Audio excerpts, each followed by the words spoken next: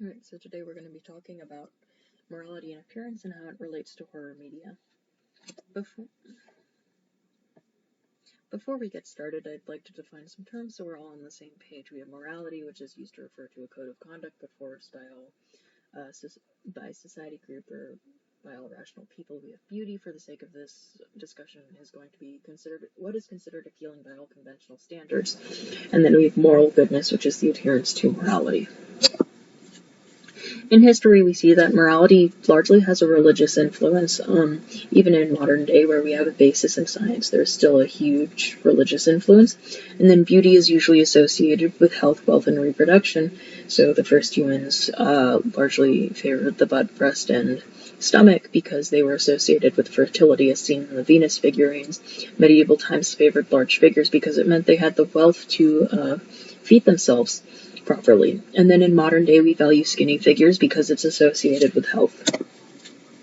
Dorian Gray, from the picture of Dorian Gray by Oscar Wilde, is this young man who's gotten his portrait painted and begins to covet his wealth. We follow him through a series of scandals and controversies, and as he commits these sins, his portrait changes to represent what he should be looking at. And so from this we can see that Wilde uses Dorian Gray's portrait to demonstrate both the morality of Dorian and the appearance of Dorian. Dorian eventually wants to become good, and sees this painting as a blockage to that, so he stabs the painting and essentially kills himself as he replaces the image in the painting with himself. So when the police find him, they see this beautiful image on the portrait, which is Dorian Gray as he was, but on the floor is what Wilde describes as a wretched, loathsome figure. Freddy Krueger from Nightmare on Elm Street is our villain, and when he's first introduced to our protagonist, his face is shrouded in shadow, and there's a mess of pipes and machinery around him, giving this trap sensation. In addition, Freddy Krueger is given this horrific visage, which all adds to this idea of Freddy Krueger is this thing we need to be escaping.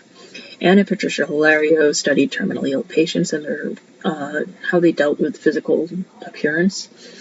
Physical appearance in society is largely seen as social currency, and when we deviate from social standards of beauty, we begin to face discrimination. Vivian Jarrett says that discrimination can come from being seen as unclean, among other things, and we often see uncleanliness as being immoral rather than just dirtiness. Jing Wang found that physical beauty influenced others' judgment of morality of that person. And so essentially what we see is that as we get closer to conventional beauty, we're more likely to be seen as morally good. On the other hand, Jerry Dandridge is the villain and a vampire from Fright Night, and his attractiveness is used to give him this redemptive character arc in fan fiction and fan culture. So essentially, he'd be given this sort of bad boy mysterious persona that the love interest then redeems him from. Ted Bundy is a serial killer who killed over 30 people, and after Netflix's Conversations with the Killer was released, social media had this huge influx of people saying that they would date Ted Bundy or let him kill them. And again, this is a serial killer who used his good looks and charm to essentially convince women that he was trustworthy. And then when we compare this to Freddy Krueger, we see that this difference in appearance leads to different fan reception. We have several arguments to this sort of idea. We have the projectivist argument, where we project our ideas on what a good appearance is, and then from that draw what we think the person's morality is. But this makes universal norms impossible to sort of define because appearance varies so much between culture.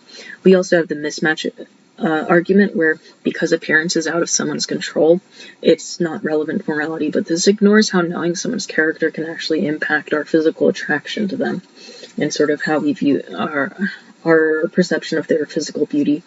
And then we have the danger argument, where appearance relevant to morality is at the root of destructive social trends, and while this may be true, it's unclear as to whether or not appearance relevant to morality is the cause or the result of destructive social trends.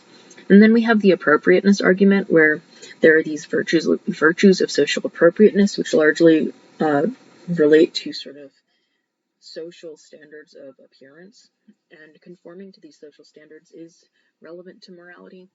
But this doesn't acknowledge disability or disfigurement and ignores the changing social standards of both beauty and morality. And then we have the concomitance argument, where good and bad character leads to different emotions, which results in a change in appearance. But again, this relies heavily on what the person judges to be morally good or bad. So if we were to have a serial killer kill someone, they might feel joy or satisfaction and look better, whereas a normal everyday person might kill someone and feel guilt or remorse and look worse. And again, this ignores disabilities and disfigurements. So in conclusion, we see that appearance has a huge impact on perception of morality, and vice versa, although that tends to be to a lesser degree. And we also see this idea of appearance being relevant to morality in horror media, meaning that we can use horror media from different time periods to demonstrate and measure changing morals and beauty standards.